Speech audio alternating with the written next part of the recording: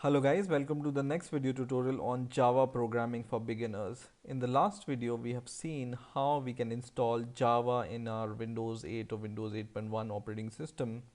Same will be the procedure for installing Java on Windows 7 also. Now in this video, we will see how we can install Eclipse IDE on our Windows operating system.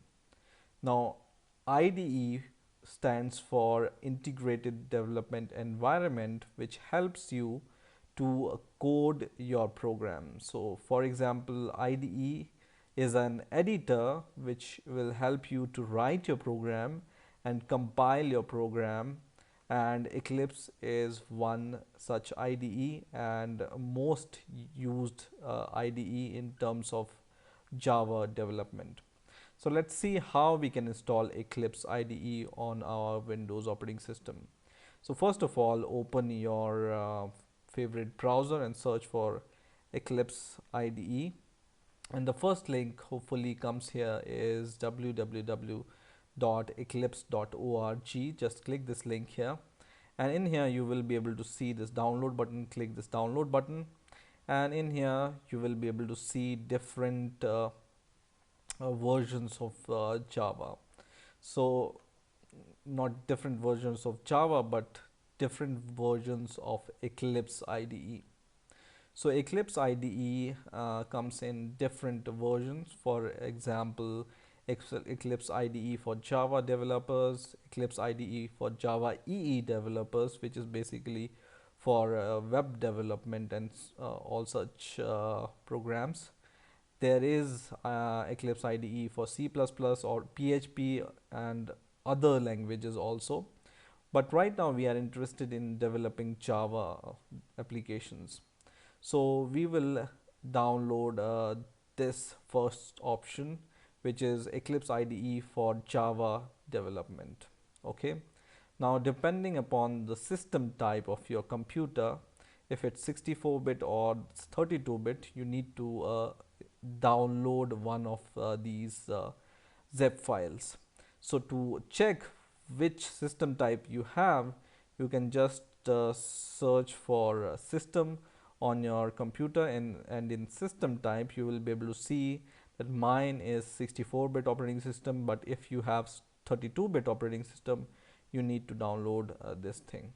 So I will click this Windows 64-bit, and then it will redirect me to the mirror location, which is nearer to my PC's location. So this is the nearest location to my PC, but other mirror locations are down, so you can choose your mirror location. I will click this link, and then I will be able to save this zip file. So it's a zip file, so don't be confused that it should be executable. It's not an executable file, but it's a .zip file. So I will wait for this to download, and once it will be downloaded, we will see how we can configure Eclipse on our Windows operating system. So my download is complete now. Now I can just open this zip file. So I will just open this zip file, and I will minimize everything.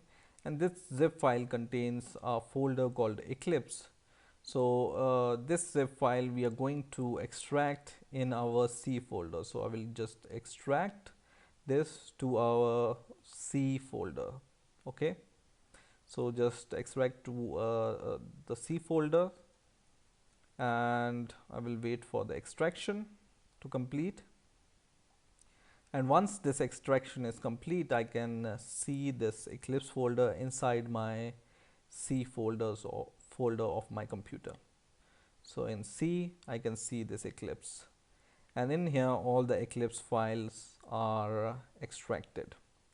Now in order to run this, you can just double click this Eclipse icon, and you can also create a shortcut to it, and then you can drag and drop to your desktop, and then you can double click this shortcut, or you can click this Eclipse icon from here also.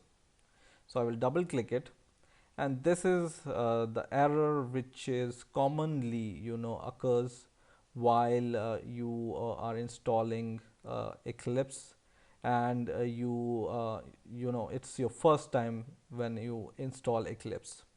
So don't worry, this error is JVM terminated exit code is equal to 2.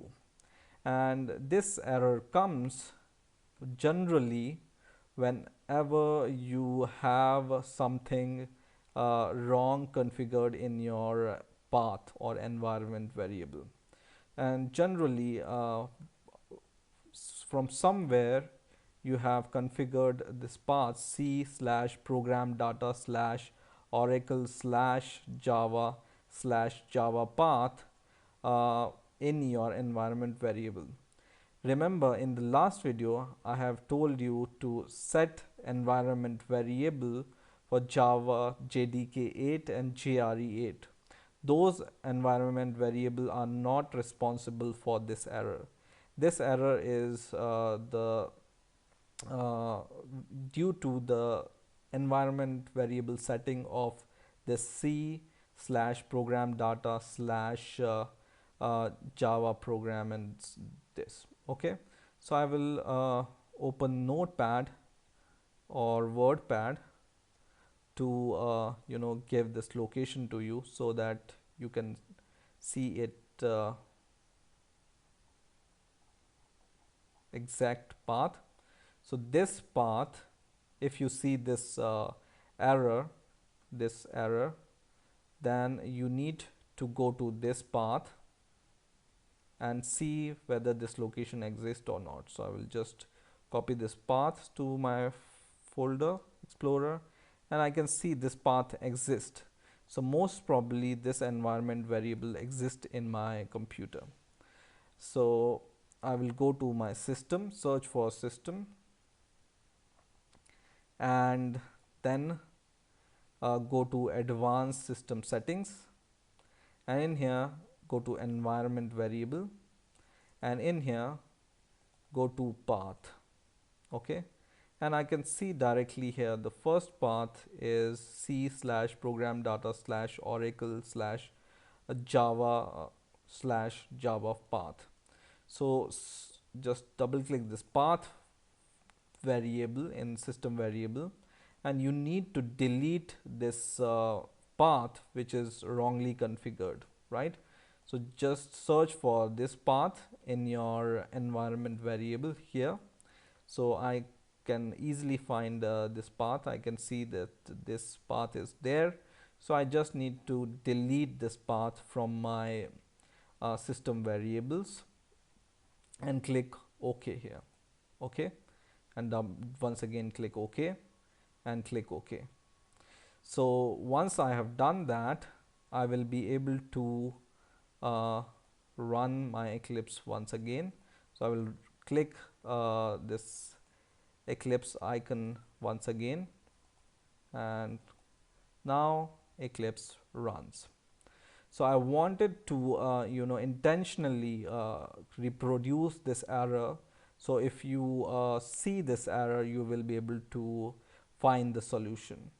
Now first, for the first time, whenever Eclipse starts on your computer, it will ask for the location where all your projects will be saved, and by default it will be saved in c slash users in slash whatever your computer name is slash workspace.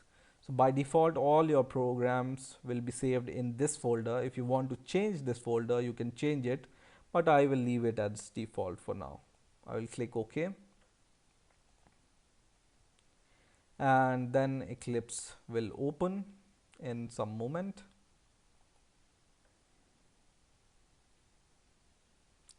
Now Eclipse is open on my computer, right? So I will just maximize it, and I will be able to see this message: welcome to the Eclipse IDE for Java developers. And you can see they have some tutorials, samples, overview, and what's new. So to create a new project in Eclipse IDE, you just need to go to this file option here and go to new, and we are going to create a new Java project. So just click Java project, and in here in project name you just need to give the name to your project. For example, my first project. Okay, and just for the simplicity, you always give your name to your project in camel case, starting with the capital letter each word. So my, in my, M is capital, first F is capital, project P is capital, so it's called camel case. So it's convention to give names like this, and just all things are okay, you can just click next, and in here you will be able to see that this will be your project folder, and in that there will be a source folder. It's okay, click finish, and once you do that, Eclipse will create a my project folder for you. Okay, so you can click at the corner and open this perspective. It's called perspective, and in this my first project you will be able to see there is a folder called source. Now in this folder we can create a simple class, and this is just for testing whether Eclipse is working. In the next video I will show you how to properly configure a project and how to create your first Java project in a proper way. So in this source, just right click the source and create new class and give the class name. So you can give the name like my class, for example, and just click this option which is which method subs would you like to create. Just check this option, which is public static void main option here. Okay, so just check this option here, which will create a main method. We will see what are classes and main method in Java, but for now we just want to check whether it's working or not. Just click finish, and it will create a class called my class called .java, and in here you will be able to see this kind of class, and in here we are going to print something. So for example, we want to print something, we can just write here system not sz but system dot out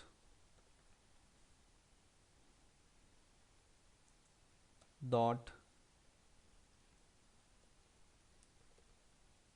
print ln for print line. Okay, and in this print line we will just print hello world.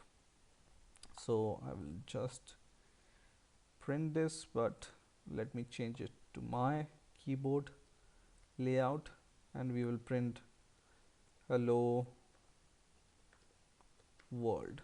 Okay, so I will explain this in detail, but for now we will just check it, and then we are going to run this program. But first of all we will build this. So I will right click my project, and I'm going to for example run as Java application, and then it will give me this save and launch option. I will click OK, and now I can see hello world printed on the console here. So that means Eclipse IDE is properly configured in my system, and I will be able to compile my Java program. So that's it for this video. In the next video we will see how to properly configure our first Java project, and what are all these names, classes and methods means in Java. So I hope you have enjoyed this video. Please rate, comment, and subscribe, and bye for now.